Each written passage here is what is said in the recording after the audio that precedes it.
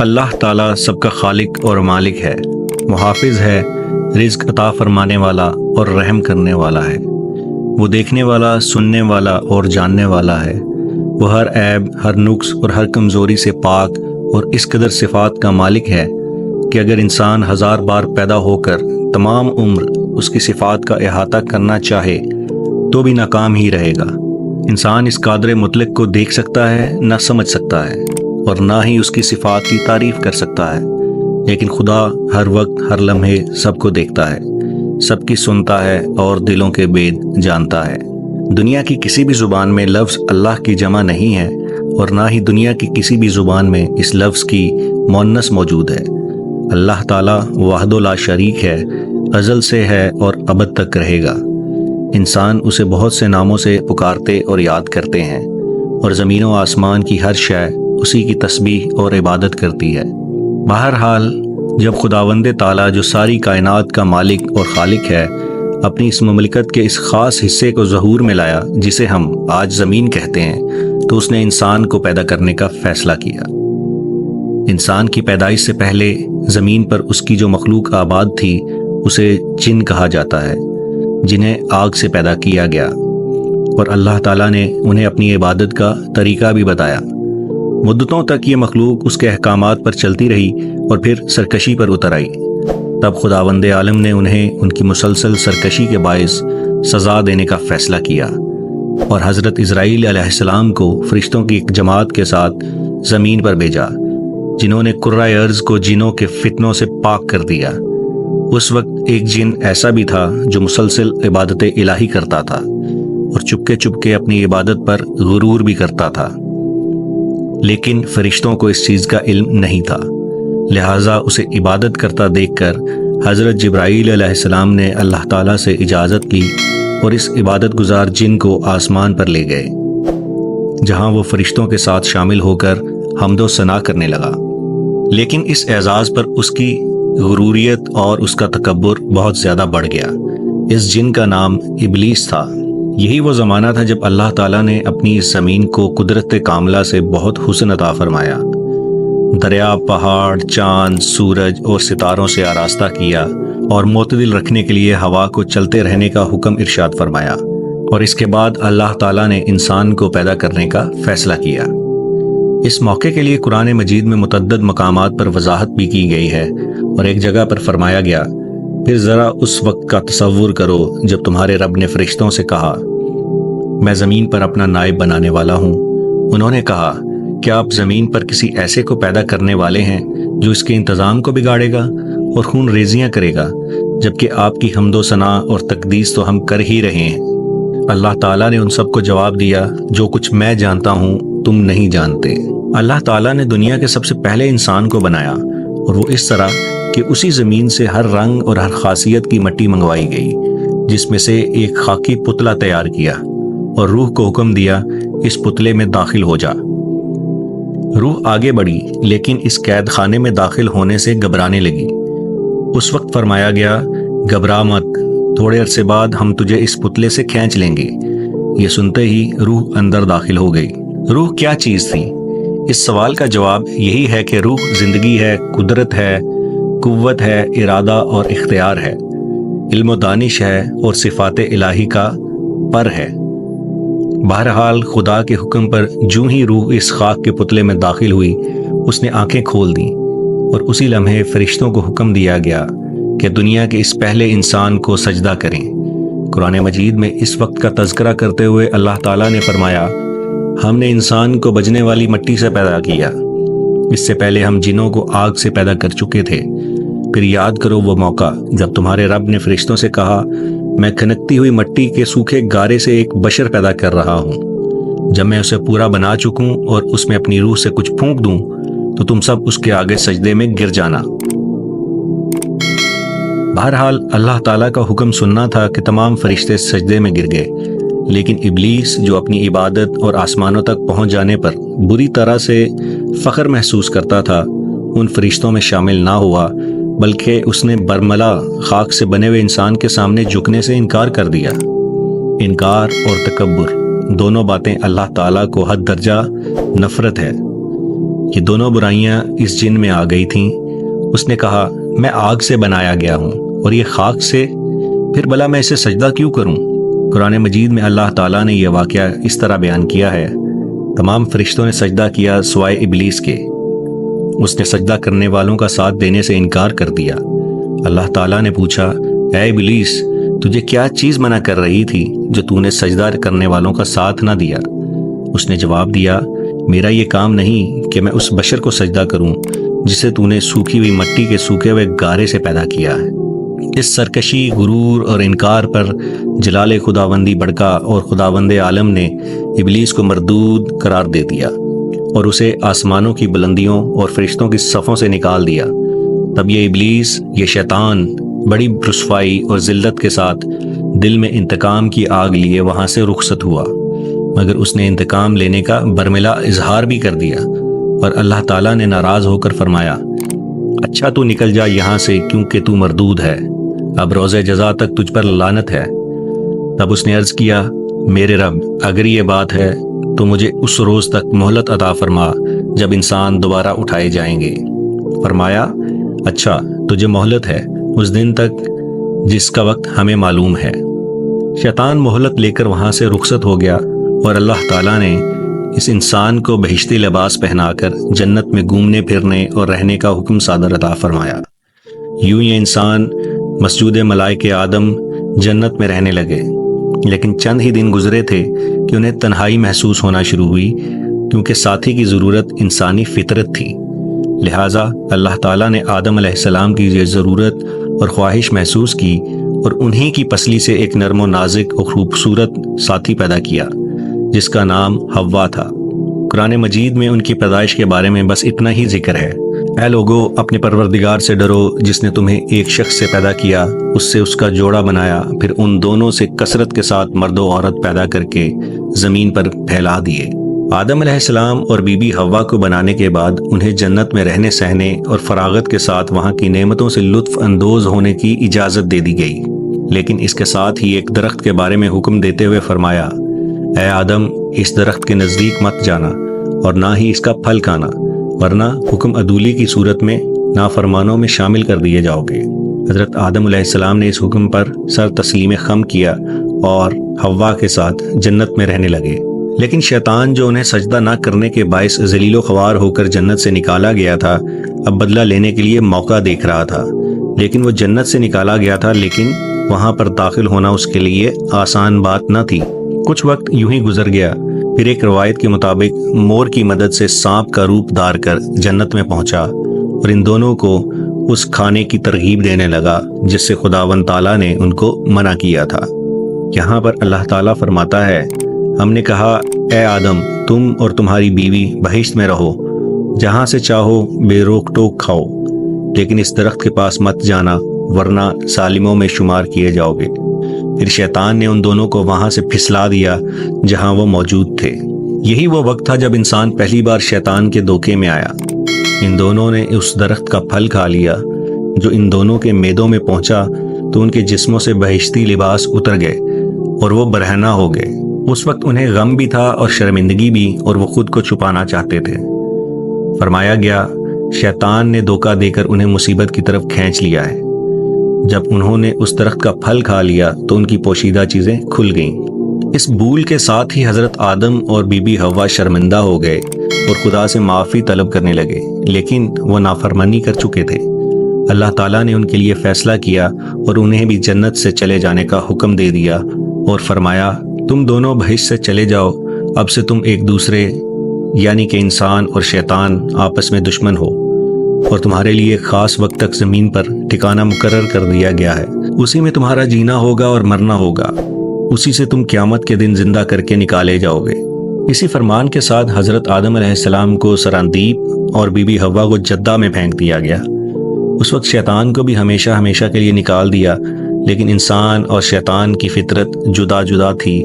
انسان اللہ کا خلیفہ تھا، تمام مخلوق میں افضل تھا، لہٰذا خطا محسوس کر کے اپنے مالک حقیقی سے شرمندہ تھا۔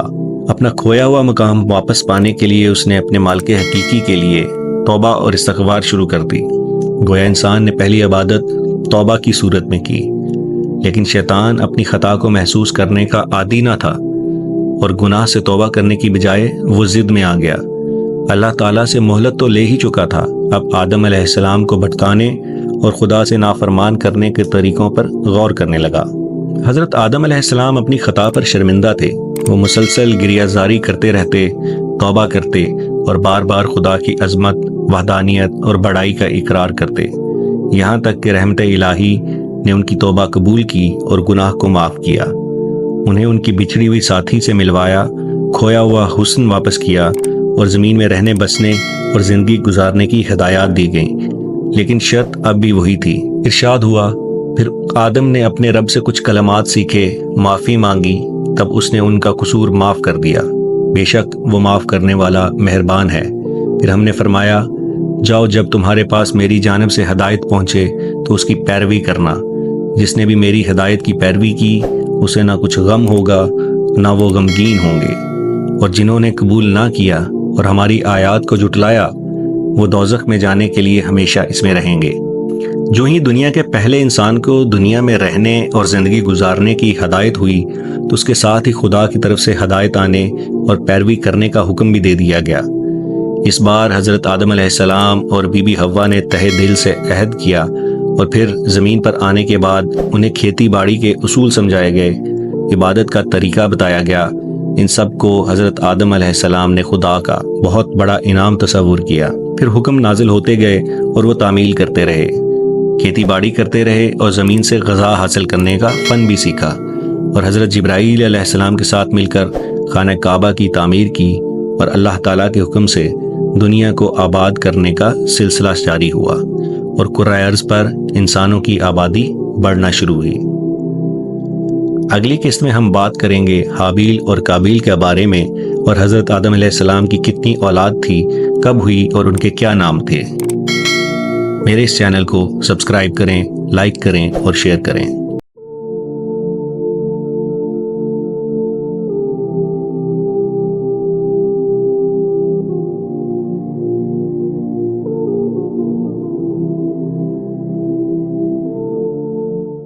حضرت آدم علیہ السلام کی کتنی اولاد ہوئی، کب ہوئی اور ان کے نام کیا تھے، یہ کسی کو بھی نہیں معلوم، نہ ہی قرآن مجید میں اس کی وضاحت موجود ہے۔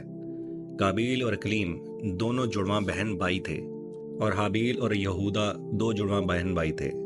حضرت آدم علیہ السلام نے ان چاروں کے ساتھ ساتھ اپنے باقی بچوں کو بھی عبادت کا اصل طریقہ بتایا، خدا کے خالق اور مالک ہونے کے اور اس کے تمام قوانین سے آگاہ کیا، اپنے دونوں بیٹوں میں روزگار کمانے کے لیے کام کو تقسیم کیا، اور وہ اس طرح کہ قابیل کو زمین کی کھیتی باڑی کا ذمہ دار بنایا اور حابیل کو تمام مویشیوں کا نگہبان اور چرواہا بنا دیا۔ یہ دونوں بھائی دن بھر محنت کرتے، شام کو واپس آتے تو حضرت آدم علیہ السلام ان سے ان کی تمام دن کی مشقت کے بارے میں دریافت کرتے اور اگلے دن کے لیے ہدایات بھی دیتے۔ جب دن ڈھلنے لگتا اور سورج غروب ہونے سے پہلے کا وقت ہوتا تو اپنی تمام اولاد کو جمع کرتے اور اللہ کی حمد و ثنا کرتے اور اس کے بتائے ہوئے طریقے پر عبادت کرتے۔ آدم علیہ السلام ہر روز اپنی اولاد کو ایک خدا کی عبادت کرنے کا حکم دیتے تھے، یعنی دین حق کی تبلیغ کیا کرتے تھے۔ ایک طرح سے یہی اس وقت کی انسان کی عبادت بھی تھی، یہی ان کا مذہب بھی تھا، یعنی کہ انسان کے آنے کے ساتھ ہی اس زمین پر مذہب بھی آ گیا، اور وہ مذہب اسلام تھا، کیونکہ زمین پر آ کر دنیا کے سب سے پہلے انسان نے خدا کی وحدانیت کا اعلان کیا۔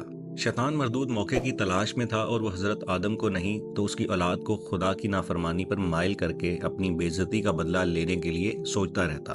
آخر کار وہ وقت آ گیا جب حضرت آدم نے اپنے بچوں کی شادی کا فیصلہ کیا، اور انہیں اس بارے میں خدا کی طرف سے حکم بھی دیا گیا، اے آدم، پہلے حمل کے لڑکے کو دوسرے حمل کی لڑکی اور دوسرے حمل کے لڑکے کو پہلے حمل کی لڑکی سے رشتہ ازدواج میں منسلک کر دو۔ یہ حکم ملتے ہی انہوں نے اس بات کا اعلان کر دیا، اور بی بی حوا اور بچوں سے کہا، گواہ رہنا، میں حکم خداوندی کے مطابق اپنے بیٹے بیٹیوں کو رشتہ ازدواج میں منسلک کر رہا ہوں۔ سنو، میں قابیل کی بہن اقلمہ کو حابیل کے نکاح میں اور حابیل کی بہن یہودا کو قابیل کے نکاح میں دیتا ہوں۔ اب تم میاں بیوی بن کر دور علاقوں میں جانا ہوگا، جہاں تم اپنی اولاد کو عبادت کا سچا اور اچھا طریقہ سکھاؤ گے اور انہیں خدا کی عبادت کی تعلیم دو گے۔ یہی وہ وقت تھا جب شیطان مردود کو موقع ملا، اور اس نے موقع پا کر قابیل کے نزدیک آیا اور اس کے کان میں سرگوشی کی قابیل، اکلمہ پر تو تمہارا حق زیادہ ہے۔ یہ سرگوشی سنتے ہی قابیل نے اپنی بہن اکلمہ کو دیکھا جو حابیل سے منسوب ہو چکی تھی۔ اس نے بولا، بابا جان، آپ کا فیصلہ میرے ساتھ زیادتی ہے، میں اسے تسلیم نہیں کرتا۔ حضرت آدم نے چونک کر دیکھا اور بولے، قابیل، تمہارا کیا مطلب ہے، اور وہ کون ہے جس نے تمہیں یہ کہنے کی ہمت دی ہے؟ اللہ کے حکم کے مطابق وہ تمہاری سگی بہن ہے، اور اس کی حرمت تم پر اور تمہاری حرمت اس پر لازم ہے۔ حضرت آدم کی یہ بات قابیل نے سنی اور تحمل سے بولا، بابا جان، آپ نے فرمایا تھا کہ اللہ نے سلیم عطا کی ہے اور اپنے ارادے اور فیصلے کی قوت بھی دی ہے، جس کے سبب انسان اشرف المخلوقات ہے۔ حضرت آدم نے سمجھانے کے لیے کہا، عقل اور فہم کی بدولت وہ اشرف المخلوقات اور عظیم نہیں ہے، بلکہ عقل کو استعمال کرنے اور اس کے انداز سے یہ اسے مقام ملتا ہے۔ تم اپنی صلاحیتوں کو صحیح کام کے لیے استعمال کرو گے تب ہی عظیم تر بنو گے۔ لیکن مجھے اس حکم میں اپنی کوئی بھلائی نظر نہیں آتی، قابیل نے کہا۔ حضرت آدم نے حیران ہو کر دیکھا، ان کے رخ پر غصے سے زیادہ غم تھا، اور بولے، قابیل، تم خدا کی نافرمانی کر رہے ہو، جانتے ہو وہ سزا دینا بھی جانتا ہے اور قہار بھی ہے۔ خدا کی منشا اور رضا کے خلاف خواہش پیدا ہونا گمراہ ہونے کی نشانی ہے۔ قابیل نے ان کی اس بات کا کوئی جواب نہیں دیا، بلکہ وہ ضد اور ہٹ درمی کے انداز سے کھڑا رہا۔ حکم الہی کے مطابق قابیل نے خدا کے فیصلے سے کھلم کھلا انکار کیا اور شیطان کا پیروکار بننے کا اعلان کر دیا۔ لہٰذا کچھ دیر خاموش رہنے کے بعد حضرت آدم نے خدا کے حکم سے کہا، قابیل اور حابیل، تم دونوں اپنی اپنی قربانی خدا کے حضور پیش کرو۔ اللہ جس کی قربانی قبول فرمائے گا، اکلمہ کی شادی اسی سے کر دی جائے گی۔ لیکن یہ کیسے علم ہوگا کہ قربانی قبول ہو گئی ہے؟ قابیل نے کہا، جس نے قربانی کا حکم دیا ہے وہی اس کا اظہار بھی کرے گا کہ قربانی قبول ہوئی یا نہیں۔ وہ پوشیدہ باتوں کو ظاہر کرنے اور نیتوں کو جاننے کی قوت رکھتا ہے۔ قربانی کے قبول ہونے کا طریقہ بھی اللہ تعالیٰ نے خود ہی بتا دیا۔ وہ اس طرح کہ اپنا نذرانہ کسی بلند جگہ پر رکھ دو، دیکھنے والے اس کے ارد گرد جمع ہو جائیں، پھر اگر آسمان سے آگ کا ایک شعلہ نمودار ہو کر اس نذرانے کو لے جائے تو جان لینا کہ اس کی قربانی قبول ہو گئی ہے۔ اس وقت قابیل کھیتی باڑی کی بدولت غلے کے بڑے ذخیرے کا مالک تھا، اور حابیل کے پاس لاتعداد مویشی تھے۔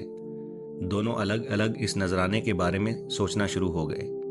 قابیل نے دل ہی دل میں فیصلہ کیا کہ میں اپنے غلے سے وہ مال خدا کے حضور قربان کروں گا جس کی مجھے ضرورت نہ ہو، تاکہ قربانی بھی ہو جائے اور میرا نقصان بھی نہ ہو۔ اسی دوران حابیل اپنے مویشیوں کے گلے پر نظر ڈالتے ہوئے عقیدت کے ساتھ سوچ رہا تھا۔ اس نے خود سے کہا، اللہ تعالیٰ نے مجھے اتنے بہت سے مویشیوں کا نگہبان اور چرواہا بنایا ہے، اب قربانی کا موقع بھی دیا ہے، تو میرا فرض ہے کہ بہترین جانور خدا کی نظر کروں۔ اگرچہ اللہ تعالیٰ بخشنے اور عطا کرنے والا ہے، اسے ہماری کسی بھی قربانی کی ضرورت نہیں، پھر بھی میں اپنی سب سے اچھی بھیڑ قربان کروں گا۔ دونوں بیٹوں نے اللہ کے آگے دعا کی اور اپنی قربانی پیش کی، اور دعا کے بعد حضرت آدم نے نذرانوں کے درمیان کھڑے ہو کر ہاتھ بلند کیے اور دعا کرنے لگے، اے خالق کائنات، تو بہترین منصف ہے، دلوں کے حال جانتا ہے، میرے ان دونوں بیٹوں کے درمیان فیصلہ کر دے۔ یہ دعا مکمل ہوئی کہ آسمان پر گڑ گڑاہٹ کے ساتھ ایک شعلہ بلند ہوا اور حابیل کے دمبے کو اچک کر لے گیا، اور قابیل کے غلے کا ڈھیر اسی طرح پڑا رہ گیا۔ اللہ تعالیٰ نے اپنا فیصلہ دکھا دیا، اور اس فیصلے پر حضرت آدم سجدے پر گر گئے۔ قابیل، جس کی قربانی قبول نہ ہوئی تھی، وہ غصے اور اشتعال میں تھا۔ اس کے دل میں احساس ناکامی اور حسد، نفرت، احساس ذلت، بغض اور انتقام، گویا اس دن کرۂ ارض پر پہلی بار انسان کا دل ان جذبوں سے آشنا ہوا تھا۔ وہ غصے سے ایک جانب روانہ ہوا، لیکن جو ہی بھائی سے اس کی ملاقات ہوئی تو بولا، حابیل، آخر تیرے ایک دمبے میں ایسی کیا خوبی تھی کہ خدا نے اس کی قربانی قبول کی؟ حابیل نے کہا، خدا اشیاء اور مقدار کو نہیں بلکہ انسان کی نیت کو دیکھتا ہے۔ آپ نے غلے میں سے قیمتی اشیاء نکال کر ناقص مال پیش کیا تھا۔ بلا شبہ یہ گناہ کی بات تھی، لہٰذا بہتر ہے کہ آپ توبہ کریں۔ لیکن اس وقت قابیل غصے اور غم سے سوچنے اور سمجھنے کی صلاحیت سے عاری ہو چکا تھا۔ تبھی اس کے دل پر ایک خیال اترا اور کسی نے مشورہ دیا، قابیل، تم نذرانہ پیش کرنے میں ناکام رہے۔ دنیا کے اولین انسان کے عظیم فرزند، اب کامیابی حاصل کرنے کی ایک ہی صورت ہے، حابیل کو رستے سے ہٹا دیا جائے۔ اس مشورے پر وہ خود بھی حیران تھا، لیکن اس کو یہ نہیں معلوم تھا کہ کسی انسان کو کس طریقے سے قتل کیا جاتا ہے، کیونکہ آج تک دروئے زمین پر انسان تو آئے تھے لیکن کسی کی موت واقعہ نہیں ہوئی تھی۔ یہی غور کرتا ہوا وہ چلا جا رہا تھا کہ اچانک اسے محسوس ہوا کہ اس کا وہ ساتھی جو ہر دم اس کے ساتھ رہتا ہے، جو کہ بلا شبہ شیطان تھا، ایک ہی دم انسانی شکل میں آیا اور اس نے جپٹ کر ایک پرندہ پکڑا، اسے پتھر پر رکھا، دوسرا پتھر اس کے سر پر مارا اور اسی لمحے پرندے نے ایک آواز منہ سے نکالی اور ختم ہو گیا۔ زندگی اور موت کا یہ لمحہ اس نے اپنی آنکھوں سے دیکھا اور اہم فیصلہ کر کے جنگل کی طرف چلا گیا جہاں حابیل اپنے مویشی چرانے جاتا تھا۔ شیطان کے مشورے پر وہ آگے بڑھا، ایک بھاری پتھر اٹھایا اور حابیل کے سر پر مارا۔ یوں زمین پر پہلا قتل ہوا، پہلی موت ہوئی۔ یہ خود قابیل کے لیے بھی انوکھا تجربہ تھا۔ فساد کی ابتدا کر کے خود ساکت اور جامد کھڑا تھا۔ اب اسے یہ نہیں معلوم تھا کہ اس لاش کو کس طرح چھپایا جائے۔ وہ لاش اٹھا کر کندھے پر کافی دیر تک چلتا رہا۔ اچانک اس نے ایک نیا منظر دیکھا۔ دور ایک کوا اپنی چونچ سے زمین کھود رہا تھا اور نزدیک ہی ایک مردہ کوا پڑا ہوا تھا۔ وہ یہ سوچ ہی رہا تھا کہ یہ کیا ہو رہا ہے کہ کوے نے گڑھا کھودا اور مردہ کوے کو اس میں سرکا کر اوپر سے مٹی ڈال دی، اور اسی طریقے سے اس نے اپنے بھائی حابیل کو دفن کر دیا۔ اس طرح سے دفن کرنے کا طریقہ اللہ تعالیٰ نے خود انسان کو سمجھایا، اور یہ اسی زمانے میں آیا۔ حضرت آدم علیہ السلام کو اس بات کا بہت غم تھا۔ وہ اللہ تعالیٰ کے حضور شرمسار تھے اور عبادت کرتے تھے۔ قابیل کا کیا ہوا اس کی وضاحت تاریخ میں کہیں نہیں ملتی، لیکن حضرت آدم علیہ السلام کا بے پناہ غم دیکھ کر اللہ تعالیٰ نے اسے تسلی دی اور کہا، اے آدم، غم نہ کر، ہم تجھے وہ فرزند عطا کرنے والے ہیں جس کی نسل میں مصلحین اور انبیاء پیدا ہوں گے۔ نیز انہیں صفی اللہ فرمایا گیا، یعنی کہ اللہ کا دوست۔ یہ لقب حضرت آدم کا اور خوشخبری حضرت شیث علیہ السلام کے بارے میں تھی، جن کی ولادت کے بعد حضرت آدم علیہ السلام نے طویل عمر پائی۔ حضرت آدم کی وفات کے بعد تبلیغ و تلقین کی ذمہ داری ان کے فرزند حضرت شیث علیہ السلام کو دی گئی۔ ہم اگلی ویڈیو میں حضرت شیث اور ان کی زندگی کے بارے میں بات کریں گے۔ میرے ساتھ جڑیے رہیے اور میرے اس چینل کو لائک کریں اور سبسکرائب کریں۔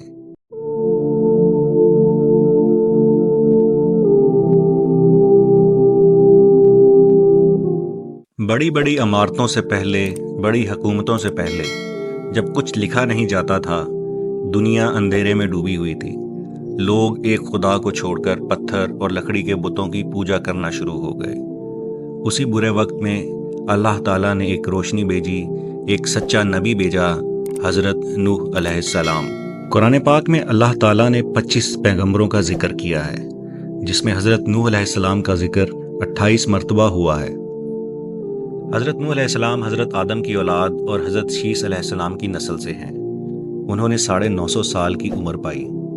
حضرت نوح علیہ السلام اپنی عوام کو اللہ تعالیٰ کا پیغام بتاتے اور ان کو ایک واحد خدا کی طرف بلاتے، لیکن بہت کم لوگ تھے جنہوں نے ان پر ایمان لایا۔ کہا جاتا ہے کہ تقریباً 80 لوگ تھے جو ان پر ایمان لائے، اور زیادہ تر ایمان لانے والے لوگ غریب تھے۔ جب وہ اپنا پیغام لوگوں کو سناتے تو وہ ان پر طنز کرتے اور ہنستے اور کہتے کہ تم بھی ہماری طرح ایک عام آدمی ہو، نہ کہ تم فرشتہ ہو۔ حضرت نوح علیہ السلام اللہ تعالیٰ کے پہلے رسول بھی تھے۔ تمام امیر لوگ جب حضرت نوح علیہ السلام کا پیغام سنتے تو وہ کہتے کہ تم ان غریبوں کو دور کر دو، ہمیں ان سے گن آتی ہے، پھر ہی ہم تمہاری بات پہ یقین کریں گے۔ جب آہستہ آہستہ یہ واضح ہونا شروع ہو گیا کہ اب کوئی اور ایمان نہیں لائے گا، اللہ تعالیٰ نے حضرت نوح علیہ السلام کو حکم دیا کہ وہ ایک کشتی بنائیں، ایک عظیم جہاز جو مومنوں اور ہر مخلوق کے جوڑوں کو قریب آنے والے سیلاب سے محفوظ رکھے گا۔ کافروں نے ان کا پھر مذاق اڑایا، جبکہ وہ اللہ تعالیٰ کے حکم کے اوپر کام کرتے رہے۔ حضرت نوح علیہ السلام نے ہر قسم کے جانور کے جوڑوں کو کشتی پر جمع کیا، اور پھر وہ لمحہ آیا جس کا اللہ تعالیٰ نے پہلے سے بتا دیا تھا۔ آسمان سے لگاتار بارش ہوئی اور زمین سے بھی پانی نکلتا رہا، اور سیلاب کا پانی بڑھنا شروع ہوا۔ حضرت نوح علیہ السلام نے اپنے بیٹے کو بھی کشتی پر آنے کی دعوت کی، لیکن وہ انکار پر اور کفر کو ایمان پر ترجیح دی۔ وہ ان لوگوں میں شامل ہوا جو ڈوب گئے، اڑا رہا۔ سیلاب نے ہر چیز کو غرق کر دیا سوائے ان لوگوں کو جو کہ کشتی پر موجود تھے۔ 40 دن اور رات تک وہ لوگ کشتی پر سفر کرتے رہے، یہاں تک کہ پانی کم ہوا اور کشتی ایک پہاڑ پر آ کر رک گئی۔ سیلاب کے ختم ہونے کے بعد حضرت نوح علیہ السلام اور ان کے پیروکاروں نے ایک نئی شروعات کی۔ انہوں نے ایمان کو بنیاد بنا کر زمین کو دوبارہ آباد کیا۔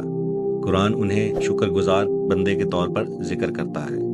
سورہ صافات میں بتاتا ہے کہ ان کی اولاد سے ہی آگے انسانیت کی بقا بھی ہوئی۔ جس وقت حضرت نوح علیہ السلام نے اپنی عوام کو توحید کی دعوت دی، وہ لوگ 5 तरह के बुतों की पूजा किया करते थे, जिनके नाम याऊद, सवा, यगूस, याऊक और नसर थे। और ये बुत उनकी गलत अकायद की नुमाइंदगी करते थे। ये लोग समझते थे कि ये बुत उन्हें खुशहाली और हिफाजत फराहम करते हैं। हज़रत नूह अलैहिस्सलाम इस्लाम में एक बुलंद मुकाम रखते हैं। वो 5 उलुल अज़्म अंबिया में से हैं। उलुल अज़्म उन अंबिया को कहा जाता है जिनके इस्तकामत की अल्लाह ताला ने तारीफ़ भी की है। उनकी कहानी सिर्फ बका की नहीं बल्कि अल्लाह ताला के मंसूबे में साबित कदमी से जुड़े रहने की भी है। ये हमें नाफरमानी के नताइज और अल्लाह की रहमत के बेइंतहा एहसान का सबक भी देती है, जो तौबा करने वालों के लिए है। अगर आप लोगों को इस प्रॉफिट सीरीज़ में दिलचस्पी है तो मेरे इस चैनल को सब्सक्राइब करें ताकि इस तरह की मज़ीद वीडियोस आप तक पहुंचती रहें। जज़ाकल्लाह।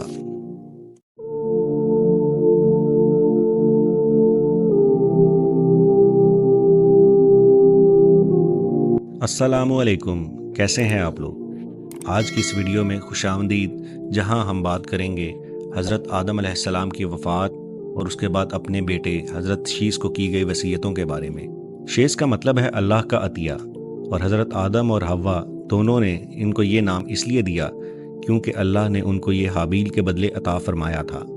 ये बहुत बड़े पैगंबर भी गुजरे हैं।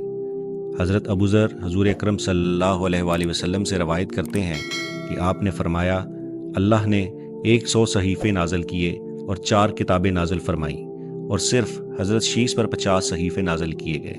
जब हज़रत आदम अलैहिस्सलाम की वफ़ात का वक्त करीब आया तो उन्होंने अपने फ़र्जंद हज़रत शीस को वसीयतें की और दिन और रात की घड़ियों की पहचान करवाई, और इन औकात में इबादतों की तालीम दी और बड़े तूफ़ान की पेशगोई भी की। कहा जाता है कि आज तमाम लोगों के नस्ब हज़रत शीस अलैहिस्सलाम तक पहुँचते हैं, क्योंकि इनके अलावा दूसरी औलाद आदम बिल्कुल ख़त्म हो गई थी। जब हज़रत आदम की वफ़ात का वक्त करीब आया तो उन्होंने अपने बेटों से कहा, ऐ बेटो, मेरा जन्नत के फलों को खाने का दिल चाह रहा है। तो बेटे गए ताकि जन्नत के फल तलाश कर कर लाएं। सामने से उनको फरिश्ते मिल गए जिनके पास कफन और खुशबू भी थी और साथ कब्र खोदने के आलात भी थे। फरिश्तों ने हज़रत आदम के बेटों से पूछा, ऐ बनी आदम, कहाँ और किस चीज़ की तलाश में जा रहे हो? उन्होंने कहा, हमारे वालिद मरीज़ हैं और जन्नत के फल खाने को दिल कर रहा है। तो फरिश्तों ने कहा, वापस चलो, तुम्हारे वालिद का वक्त पूरा हो गया है। वो सब वापस आए। हज़रत हव्वा ने फरिश्तों को देखा तो पहचान लिया और ये जान गईं कि वो किस मकसद के लिए आए हैं, और हज़रत आदम अलैहिस्सलाम के लिए पनाह मांगने लगी। हज़रत आदम ने हज़रत हव्वा को फरमाया, मुझे छोड़ो, मैं तुमसे पहले का पैदा हुआ हूँ, लिहाजा मेरे और मेरे रब के फरिश्तों के दरमियान रास्ता खाली कर दो। फरिश्तों ने उनकी रूह कब्ज़ की, गुस्ल दिया, कफन दिया और खुशबू लगाई। फिर एक गड़ा खोदा, कब्र बनाई और हज़रत आदम अलैहिस्सलाम पर नमाज जनाजा पढ़ा। फिर उनको कब्र में दाखिल किया और कब्र में रखा, ऊपर से मट्टी डाली और फिर कहा, ए आदम की औलाद, ये तुम्हारी सुन्नत और तरीका है, इसी तरीके से तुम्हारी औलाद दफन होगी। हज़रत इब्ने अब्बास रज़ी अल्लाह ताला अन्हु हज़ूर अकरम का इरशाद नकल फरमाते हैं और कहते हैं कि फ़रिश्तों ने हज़रत आदम अलैहिस्सलाम पर नमाज जनाजा में 4 तकबीरें कहीं। हज़रत आदम की कब्र की जगह के बारे में इख्तलाफ है।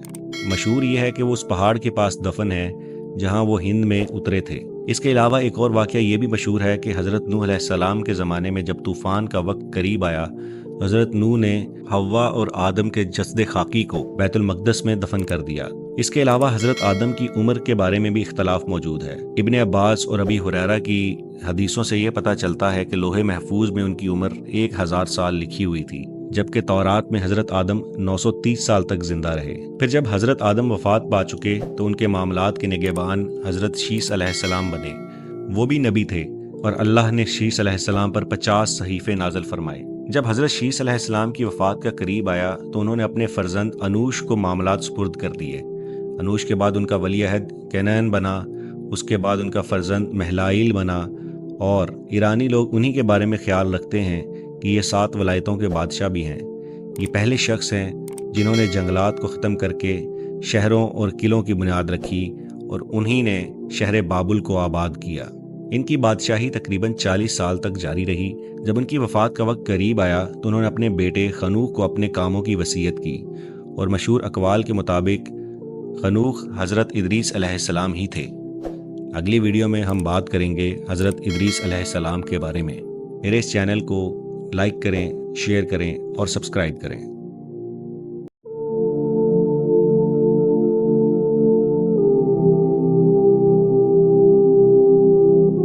حضرت یوسف علیہ السلام کا ذکر اللہ تعالیٰ نے قرآن پاک کی سورہ یوسف میں کیا ہے اور ان کا پورا قصہ بھی سنایا ہے۔ ایک دن حضرت یوسف صبح اٹھے اور اپنے والد سے کہا، ابا جان، میں نے خواب میں 11 ستارے، چاند اور سورج کو دیکھا ہے جو مجھے سجدہ کر رہے ہیں۔ حضرت یعقوب نے فرمایا، بیٹے یہ خواب اپنے بھائیوں کو مت سنانا، ایسا نہ ہو کہ وہ دشمنی پر اتر آئیں۔ بیٹے تم اپنے دادا اسحاق اور پردادا حضرت ابراہیم کی طرح اللہ کے ہاں برگزیدہ ہوگے اور اللہ تمہیں علم و حکمت اور بہت سی نعمتیں عطا کرے گا اور تمہارا مستقبل بہت شاندار ہوگا۔ دوسری جانب حضرت یوسف کے بھائی جو کہ حضرت یعقوب کی دوسری بیوی کی اولاد میں سے تھے، ایک دن ایک جگہ پر اکٹھے ہوئے اور کہنے لگے، ابا جان ہمارے مقابلے میں یوسف کو بہت زیادہ چاہتے ہیں اور یہ ہمارے لیے بڑی توہین کا باعث ہے، کیونکہ بہرحال ہم بڑے ہیں۔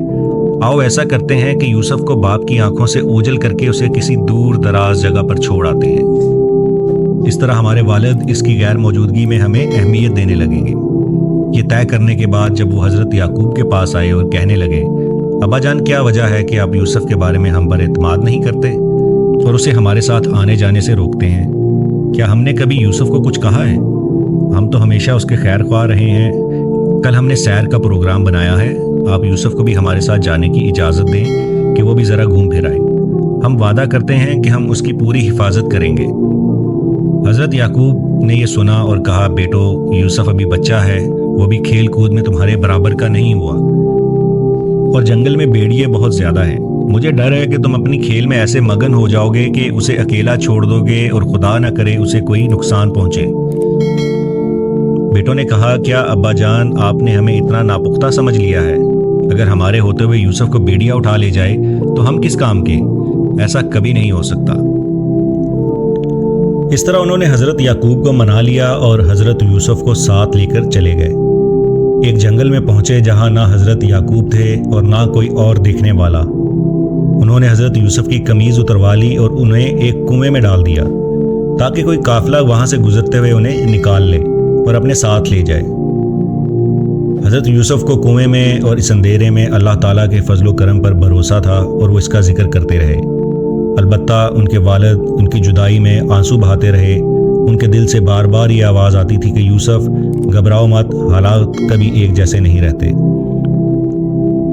شام ہوئی تو بھائی گھر لوٹے اور مگرمچھ کے آنسو بہاتے ہوئے حضرت یعقوب سے کہنے لگے، ابا جان ہم بالکل سچ کہہ رہے ہیں، ہم دوڑیں لگا رہے تھے اور یوسف کو اپنے سامان کے پاس چھوڑ گئے تھے۔ جب ہم واپس آئے تو دیکھا کہ یوسف کو تو بھیڑیا لے گیا ہے۔ ابو آپ ہماری بات کا یقین نہیں کریں گے اور یہی کہیں گے کہ ہم جھوٹ بول رہے ہیں۔ یہ دیکھیے یوسف کی قمیض، خون آلود قمیض جو ہم اپنے ساتھ لے کر آئے ہیں۔ حضرت یعقوب بہت رنجیدہ ہوئے اور فرمایا، ایسا نہیں ہے بلکہ تم نے کوئی چال چلی ہے۔ بہرحال صبر کے علاوہ اور میں کیا کر سکتا ہوں، اللہ تعالیٰ میری مدد کرے گا۔ دوسری جانب وہاں پر جہاں پہ حضرت یوسف علیہ السلام کو ان کے بھائی کنویں میں پھینک کر آ گئے تھے، وہاں سے ایک قافلے کا گزر ہوا اور پانی تلاش کرنے کے لیے کنویں کے قریب آیا۔ انہوں نے ڈول کنویں میں ڈالا، حضرت یوسف نے ڈول کو پکڑ لیا اور اس طرح کنویں سے باہر آ گئے۔ وہ پانی کی بجائے ایک خوبصورت لڑکے کو دیکھ کر کافی خوش ہوئے اور حضرت یوسف کو لے کر قافلے کے ساتھ ساتھ چلنا شروع ہو گئے۔ قافلے والوں نے سوچا کہ ہم حضرت یوسف کو اپنے ساتھ لے جائیں گے اور مصر میں جا کر بیچ دیں گے۔ وہ ایک دوسرے کو کہنے لگے کہ ذرا احتیاط سے کام لو، ایسا نہ ہو کہ کسی کا پتہ چل جائے اور کوئی ان کو ہم سے چھین لے۔ یوسف کے بھائی اگلے دن صبح صبح کنویں کی طرف آئے تاکہ معلوم کریں کہ یوسف پر کیا گزری۔ انہوں نے وہاں پر پہنچ کر دیکھا کہ قافلے نے یوسف کو کنویں سے نکال لیا ہے۔ انہوں نے قافلے والوں سے بات چیت بھی کی اور ان سے کہا کہ یوسف ان کا غلام ہے مگر ہر روز گھر سے بھاگ جاتا ہے۔ وہ اسے تنگ آ گئے ہیں اور اس کو اپنے پاس ہرگز رکھنا نہیں چاہتے بلکہ اسے بیچنا چاہتے ہیں۔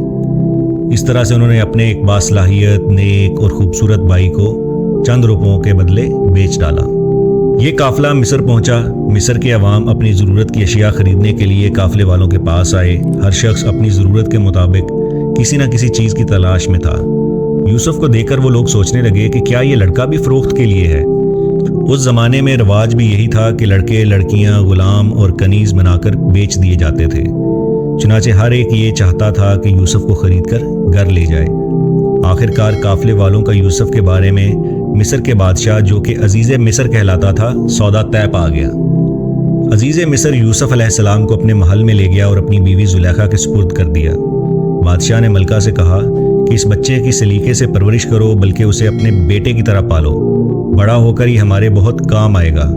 اس طرح اللہ تعالیٰ نے یوسف علیہ السلام کو کنویں کی اذیت ناک فضا سے نکال کر شاہ مصر کے آرام دہ اور پر آشائش محل میں پناہ دی، تاکہ لوگ دیکھیں کہ وہ کس طرح علم اور حکمت حاصل کرتے ہیں اور کیسے اپنے کردار کی حفاظت کرتے ہیں۔ حضرت یوسف شاہ مصر کے محل میں بڑے ناز و نعمت میں پلے، لیکن انہیں بھی بہت کچھ سیکھنے کے لیے ضرورت تھی اور تکالیف بھی برداشت کرنی تھی۔ وہ توحید پرست، عقل مند اور خوبصورت نوجوان تھے۔ انہیں مصری عوام کی بدکاریوں والا رہن سہن بالکل پسند نہیں تھا۔ ایک دن ملکہ مصر زلیخا نے ان سے کہا، یوسف، تم جوانوں کے مقابلے میں بہت زیادہ خوبصورت ہو، مگر تمہاری پاکیزگی اور پرہیزگاری حد سے بڑی ہوئی ہے۔ تم بھی یہاں کے لوگوں کی طرح زندگی بسر کرو۔ لیکن یوسف علیہ السلام نے زلیخا سے کہا، میرے لیے جیسی زندگی تم چاہتی ہو ممکن نہیں ہے۔ یہ دو ٹوک جواب سن کر زلیخا اور بعض دوسری عورتیں اس کی ہم خیال تھیں آگ بگولا ہو گئیں۔ انہوں نے منصوبہ بنایا کہ کسی طرح یوسف علیہ السلام کو قید کرا دیا جائے۔ حضرت یوسف نے بھی قید خانے کو گناہ کی زندگی پر ترجیح دی اور وہ بغیر کسی جرم کے قید میں ڈال دیے گئے اور برسوں وہیں رہے۔ مگر آپ کے دل سے یہ آواز آتی رہی، یوسف، یہ قید خانہ تیرے لیے شاہ مصر کے محل سے بہتر ہے۔ جب تک یہ تکالیف اور سختیاں برداشت نہیں کرو گے، اعلیٰ تعلیم اور تربیت نہیں پا سکو گے اور نہ ہی اعلیٰ منصب پر فائز ہو سکو گے۔ اس کے ساتھ ساتھ حضرت یوسف کے قید خانے میں 2 آدمی اور قید کیے گئے۔ ان میں سے ایک بادشاہ کا پانی پلانے والا اور دوسرا بادشاہ کا نان بھائی تھا۔ ایک دن وہ دونوں حضرت یوسف کے پاس آئے اور کہنے لگے، بھائی، آپ بڑے نیک اور اچھے آدمی ہیں، ہم دونوں نے خواب دیکھا ہے، بھلا اس کی تعبیر تو بتائیں۔ حضرت یوسف نے مسکراتے ہوئے فرمایا، کیوں بھائی، تم نے کیا خواب دیکھا ہے؟ ایک کہنے لگا، میں نے دیکھا کہ میں بادشاہ کے دربار میں ہوں اور ان کے لیے شربت بنا رہا ہوں۔ دوسرے نے کہا، میں نے دیکھا ہے کہ میں روٹیوں کا تھال سر پر رکھے ہوئے ہوں اور پرندے اس میں سے کھاتے جا رہے ہیں۔ حضرت یوسف نے فرمایا، آؤ تھوڑی دیر بیٹھتے ہیں، کچھ باتیں کرتے ہیں اور کھانا آنے تک آپ کے خواب کی تعبیر بھی بتا دیں گے۔ حضرت یوسف کہنے لگے، بھائیو، میں اس شہر میں بڑی آسودہ اور خوشحال زندگی بسر کر رہا تھا، لیکن میں نے اس شہر کے عوام، جو کہ نہ صرف اللہ تعالیٰ کو مانتے ہیں اور نہ ہی آخرت کی انہیں کوئی فکر ہے، ان کی بیرا روی اختیار نہ کی تو مجھے سزا کے طور پر اس قید خانے میں ڈال دیا گیا۔ حضرت یوسف نے ان سے کہا، سنو، تم میں سے جس نے یہ خواب دیکھا ہے کہ بادشاہ کے لیے شربت تیار کر رہا ہے، وہ جلد رہا کر دیا جائے گا اور اپنے پرانے کام پر لگا دیا جائے گا۔ البتہ جس نے یہ دیکھا ہے کہ پرندے اس کے سر پر رکھی ہوئی روٹیاں کھا رہے ہیں، اس کو تختہ دار پر لٹکا دیا جائے گا۔ یہ تھی وہ تعبیر جو تم معلوم کرنا چاہتے تھے۔ حضرت یوسف نے اس آدمی سے جس کے بارے میں انہیں یقین تھا کہ نجات پائے گا، اپنے پرانے منصب پر لوٹا دیا جائے گا، اس سے چپکے سے کہا، جب تم دوبارہ بادشاہ کے دربار میں آنے جانے لگو تو کسی دن ان سے کہنا کہ میں بے گناہ قید خانے میں پڑا ہوا ہوں، شاید میری رہائی کا کوئی اور راستہ نکل آئے۔ مگر وہ بھول گیا۔ اس نے شاہ مصر سے حضرت یوسف کا کوئی ذکر نہ کیا۔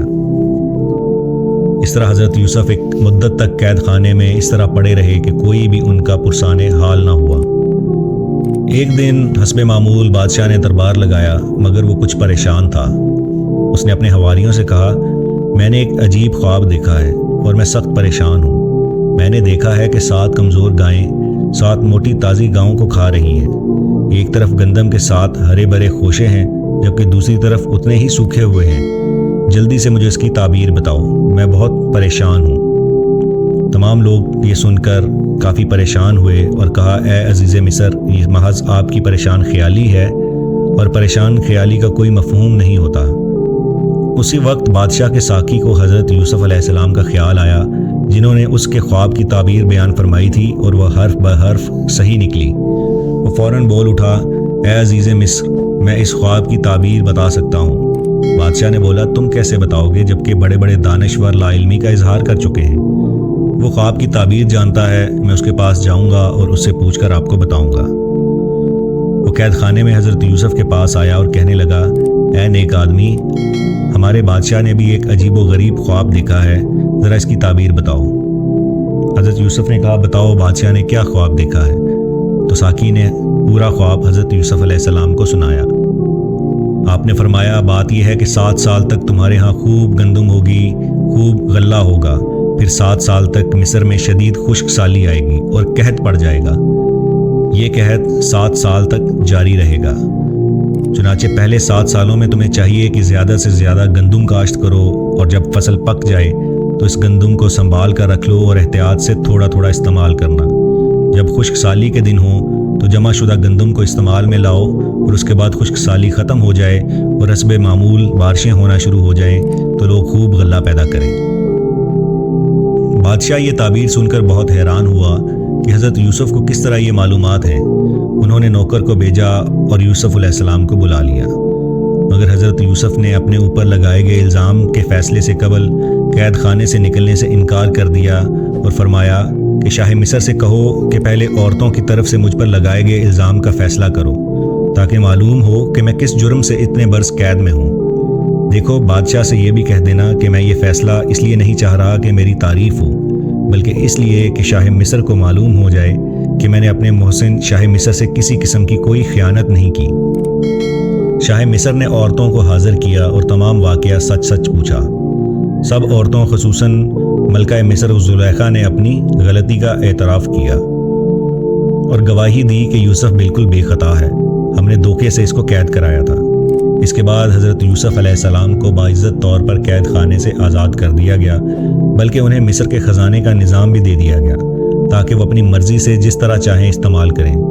یوں اللہ تعالیٰ نے حضرت یوسف کو دنیا میں بھی عزت و وقار عطا فرمایا۔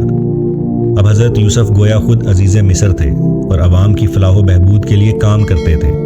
اللہ تعالیٰ کسی کے عمل کو ضائع نہیں کرتا اور نیک اعمال لوگوں کو اسی طرح عزت دیا کرتے ہیں۔ دوسری جانب حضرت یوسف علیہ السلام کے بھائی جو کہ کنعان میں رہتے تھے، اس علاقے میں سخت قحط آیا، کھانے پینے کی قلت پیدا ہوئی، گندم ناپید ہو گئی۔ انہیں اطلاع ملی کہ مصر میں گندم بہت بڑی مقدار میں موجود ہے اور وہاں سے مل سکتی ہے۔ وہ مصر گئے تاکہ اپنے اہل و عیال کے لیے گندم خرید کر لائیں۔ اب چونکہ عزیز مصر خود حضرت یوسف علیہ السلام تھے اور ہر اس شخص کو جو گندم خریدنا چاہتا تھا آپ کے دربار میں حاضر ہونا پڑتا تھا۔ حضرت یوسف کے بھائی اس چیز سے بالکل بے خبر تھے، چنانچہ جب وہ آپ کے دربار میں آئے تو انہوں نے فوراً ان کو پہچان لیا، مگر ان کے بھائیوں کو بالکل پتہ نہ چلا کہ کس دربار میں آئے ہیں۔ اپنے باپ کی یاد میں حضرت یوسف علیہ السلام کی آنکھوں سے آنسو بہنا شروع ہوئے، مگر آپ نے ضبط کیا اور بھائیوں سے مخاطب ہو کر کہا، کیسے آئے ہو؟ وہ بولے، ہم پیغمبر خدا یعقوب کے بیٹے ہیں، ہمارے علاقے کنعان میں سخت قحط پڑ چکا ہے، چنانچہ ہم اپنے خاندان کے لیے گندم حاصل کرنے کے لیے آئے ہیں۔ حضرت یوسف نے کہا کہ حضرت یعقوب کے بیٹے صرف تم ہی ہو، یہ تمہارے علاوہ کوئی اور بیٹا بھی ہے؟ وہ بولے، ہماری دوسری والدہ سے 2 بیٹے اور بھی ہیں، ان میں سے ایک کو بھیڑیا کھا گیا تھا اور دوسرا ہمارے والد کے پاس ہے۔ حضرت یوسف نے کہا، ٹھیک ہے، اس دفعہ میں آپ کو گندم دیے دیتا ہوں، لیکن اگلی دفعہ جب تم آؤ تو اپنے بھائی کو ساتھ لے کر آنا، اور یاد رکھو اگر نہیں لاؤ گے تو گندم نہیں ملے گی۔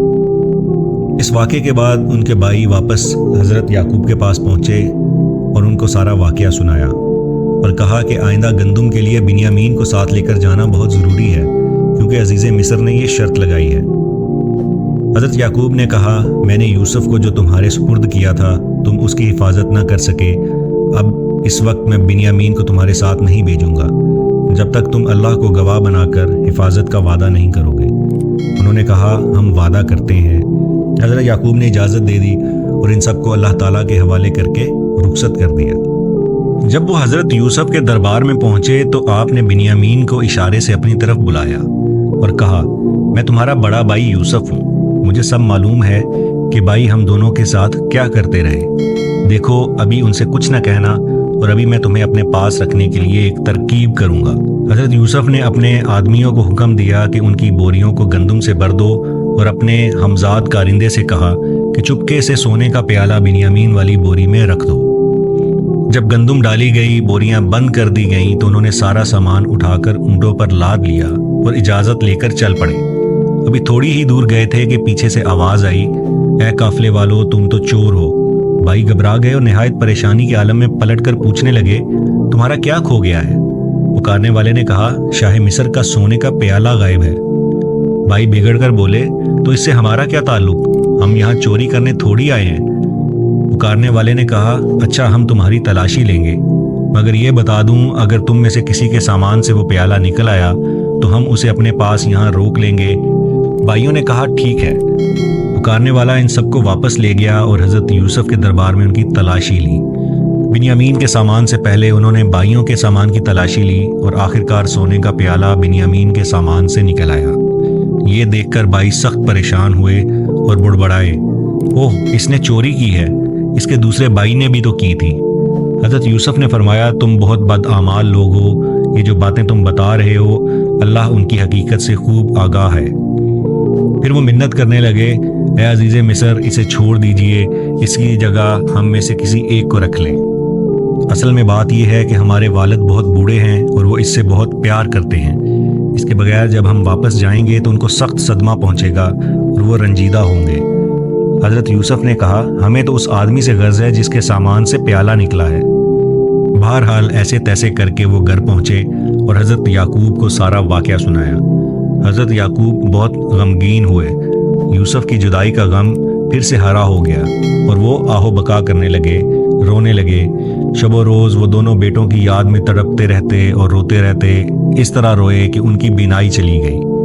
تمام گھر والوں نے انہیں تسلی دی کہ اس طرح تو وہ غم سے نڈال ہو جائیں گے اور صحت خراب ہو جائے گی، مگر وہ فرماتے میں کیا کروں، کیسے صبر کروں، میں اپنے اللہ تعالیٰ کی بارگاہ میں فریاد کرتا ہوں۔ ایک دن حضرت یعقوب نے اپنے بیٹوں کو دوبارہ بلایا اور کہا دوبارہ مصر جاؤ، شاید بنیامین اور یوسف کا کوئی پتہ چلے۔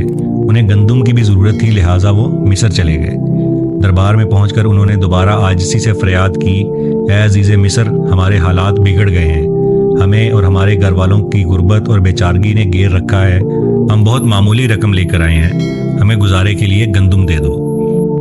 حضرت یوسف کا دل بھر آیا، انہوں نے فرمایا ہمیں معلوم ہے تم نے یوسف اور اس کے بھائی کے ساتھ کیا سلوک کیا ہے، میں یوسف ہوں اور یہ میرا بھائی بنیامین ہے، اللہ نے ہم پر بڑا کرم کیا ہے اور اللہ اس طرح نیکی کرنے والوں کو بہترین جزا دیا کرتا ہے۔ بھائی سخت شرمندہ ہوئے اور کہنے لگے بے شک ہم غلط تھے اور آپ ہی صحیح۔ حضرت یوسف نے فرمایا آج سب گلے شکوے دور ہو گئے، تمہارے ذمہ کچھ نہیں، یہ لو میری قمیض والد کے لیے لے جاؤ تاکہ ان کی آنکھیں روشن ہو جائیں۔ بھائی خوشی خوشی مصر سے کنعان کی طرف گئے۔ ابھی قافلہ کنعان سے کچھ دور ہی تھا کہ حضرت یعقوب نے اپنے گھر والوں سے کہا اگر تم میری بات کا مذاق نہ اڑاؤ تو میں ایک بات کہوں۔ ان سب نے کہا فرمائیے۔ آپ نے فرمایا مجھے یوسف کی خوشبو آ رہی ہے۔ وہ کہنے لگے آپ کو ابھی تک پرانی بات یاد ہے، یوسف کہاں، ایک زمانہ ہو گیا اسے بیڑیے کھا گئے۔ اتنے میں ان کے بیٹے حضرت یوسف کی قمیض لیے اندر داخل ہوئے اور خوشی سے وہ قمیض آپ کے حوالے کی اور بتایا کہ یوسف مل گئے ہیں۔ حضرت یعقوب اس بات سے بہت خوش ہوئے اور ان کی بہنائی واپس لوٹ آئی اور فرمانے لگے میں نہ کہتا تھا کہ اللہ تعالیٰ نے مجھے وہ باتیں بتا رکھی ہیں جن سے تم بے خبر تھے، مجھے معلوم تھا کہ یوسف زندہ ہے مگر تم نہیں مانتے تھے۔ بیٹوں نے حضرت یوسف سے معافی مانگی اور کہا ہم نے آپ کے ساتھ اور یوسف کے ساتھ بہت زیادتی کی ہے، آپ اللہ سے دعا کریں کہ وہ ہمیں بھی معاف کر دے۔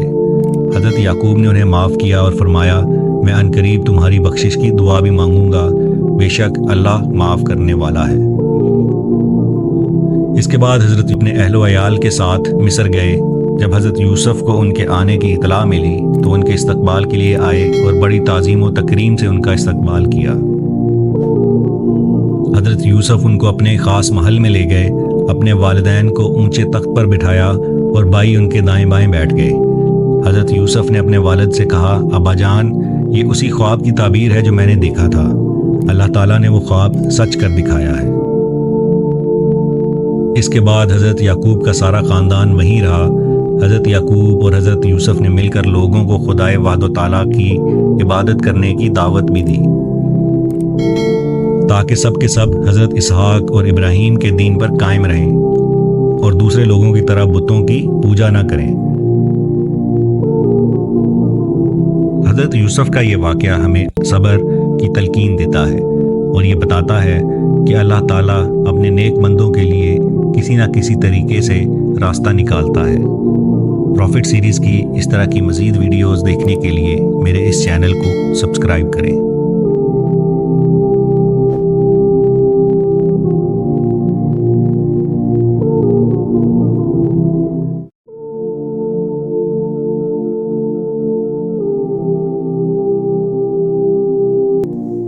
آج سے ہزاروں سال قبل زمین جسے آج ہم مکہ کے نام سے جانتے ہیں کئی خاردار درختوں سے اٹی پڑی تھی۔ یہاں نہ پانی تھا، نہ سبزہ اور نہ ہی گھاس پھوس اور نہ کسی قسم کا جانور۔ نہ تو انسانوں کے قدم اس زمین سے آشنا تھے اور نہ ہی جن یہاں آباد تھے۔ اس سرزمین کی عظمت کی ابتدا اللہ تعالیٰ کے محترم اور بزرگ نبی حضرت ابراہیم علیہ السلام سے شروع ہوئی۔ قرآن مجید میں حضرت ابراہیم علیہ السلام کا ذکر بار بار آتا ہے۔ حضرت ابراہیم کی زندگی کے حالات شروع کرنے سے پہلے ان کا نسب نامہ پیش کرتے ہیں۔ حضرت ابراہیم کا نسب نامہ تورات میں اس طرح لکھا گیا ہے: ابراہیم بن تاریخ بن ناہور بن سروج بن رعو بن فالج بن عابر بن شالے بن ارفقشاد بن سام بن نو۔ قرآن مجید نے ان کے والد کا نام آزر بتایا ہے۔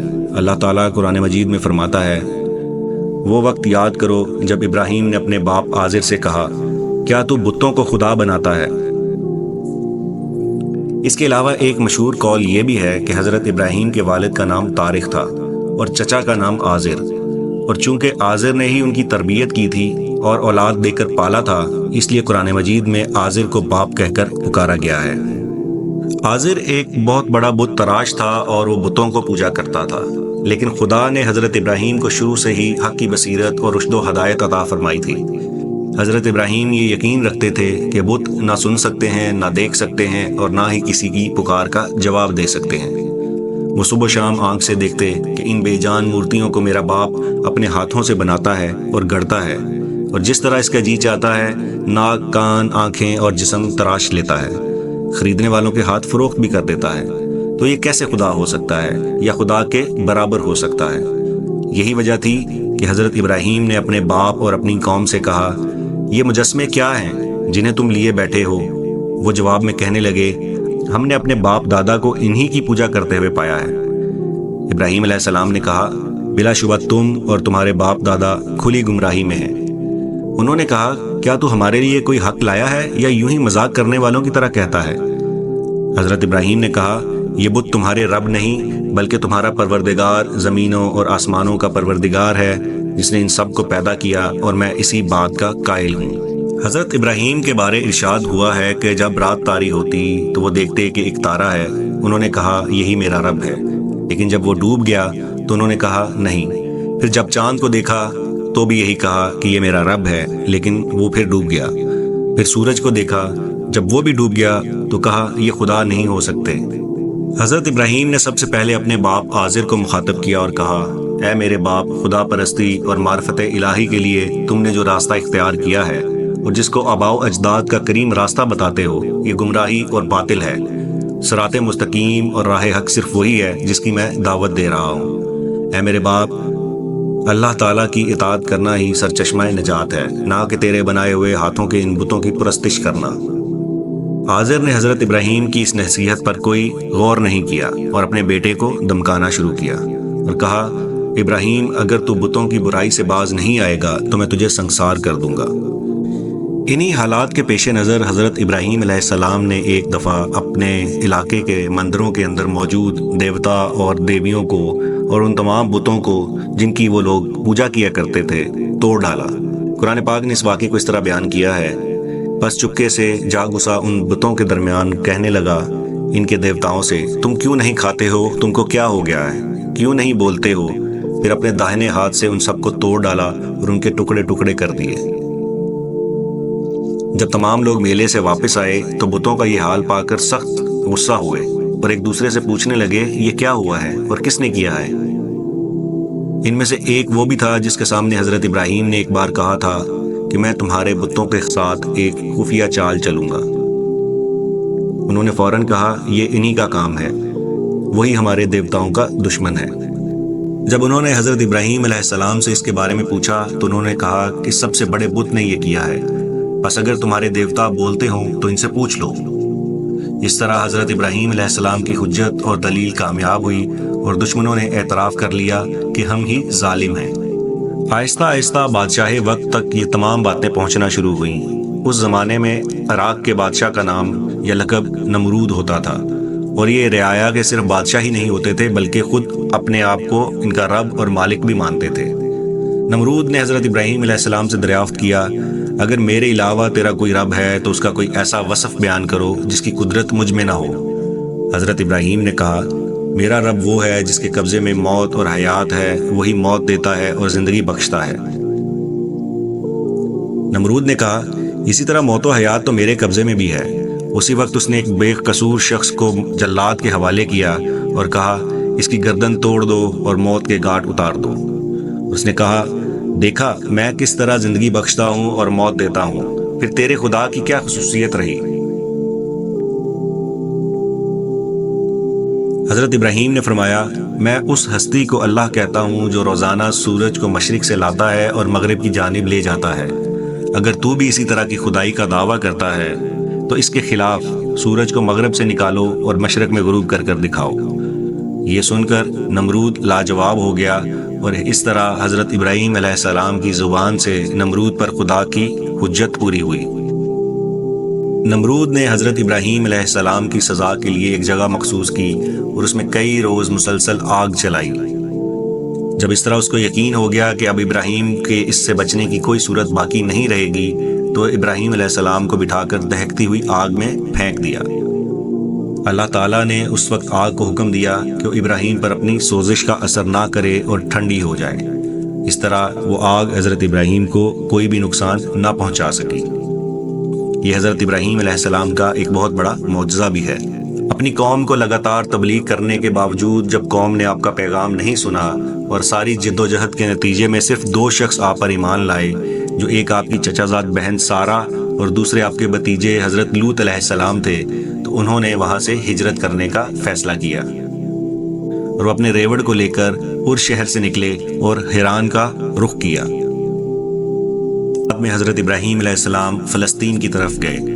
فلسطین میں قیام کے دوران آپ کے ہاں بڑے بیٹے اسماعیل علیہ السلام حضرت ہاجرہ سے پیدا ہوئے، اور آپ کی پیدائش کے بعد جس وقت حضرت ابراہیم فلسطین میں تھے، حضرت اسماعیل ایک چھوٹے بچے تھے۔ اللہ تعالیٰ کی طرف سے حکم ملا کہ خانہ کعبہ کو پاک صاف کر کے نماز سے آباد کرو۔